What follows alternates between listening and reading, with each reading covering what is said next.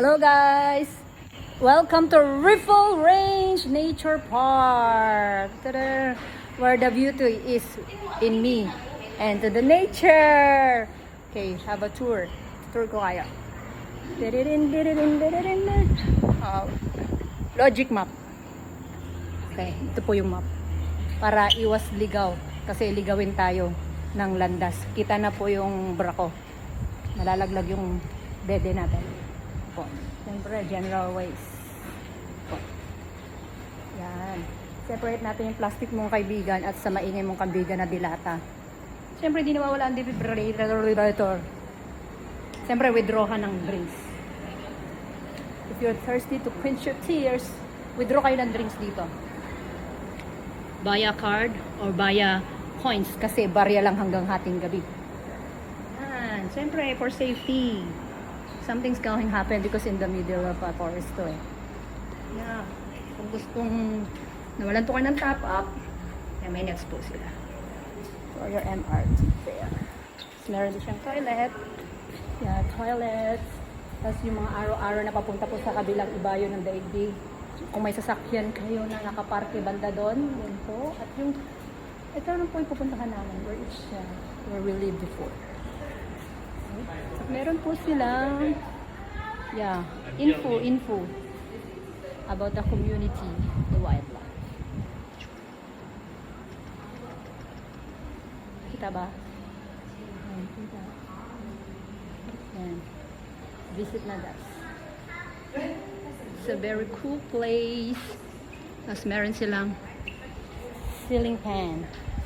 Yeah, bukod sa nature, the natural air, meron silang fan. Natural air and artificial air. Siyempre, follow the rules to avoid paying fines. No smoking. Yeah. Tsaka bawal yung loud noise para di na-distract yung mga animal kayo.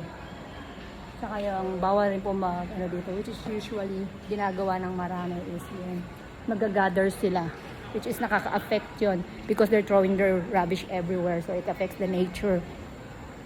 Yun po, everywhere po may trash bin. And of course, they have a CCTV here. Yeah. To protect everything, everybody.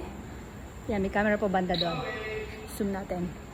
Ang banda po sa area na yan. At syempre, meron po silang skyway. Meron po silang daanan sa taas yan. Yan po. Footbridge. Footbridge po yan. Meron din silang below the bridge. Pero ibang way na po yan. Doon po yung parking lot. Yan po. Yan. Ganda-ganda po dito.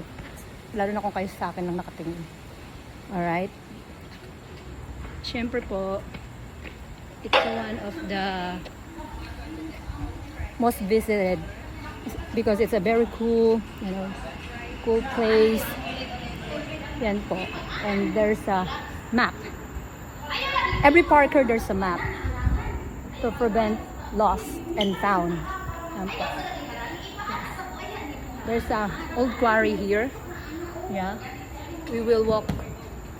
And this one, the Kulugu Trail, we went here already, and this one we were there already, and we went here as well.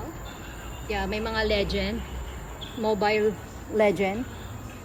And then the arts, and this one, the rail walk, and this one, Waterland High. You will not regret, guys. Just enjoy the day and love the nature. Ihatak ang brakay, nakikita ang kaluluwa. And here we are. Thank you for watching.